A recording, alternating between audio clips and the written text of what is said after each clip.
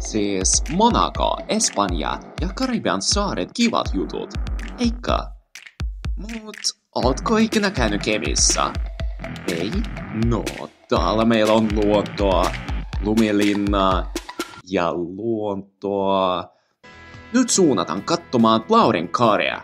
Google Maps lupaa pitkän reissun Kilasaarten ja Täytämäsaarten läpi, missä saakkolinjat roikkuu. Ja just niin se menee. Vasemmalla joki, oikealla myös joki ja pään päällä sähkönsiirtolinjoja Kemijoen vesivoimalasta metsäfibren tehtaaseen.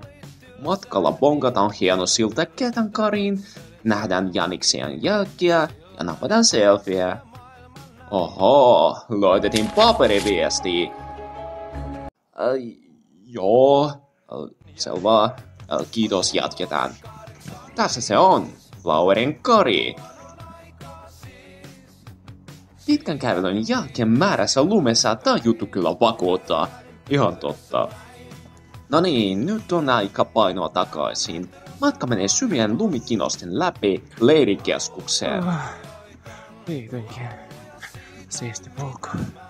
Nyt juostan kotiin kuivattelemaan vaateita ja kenkiä.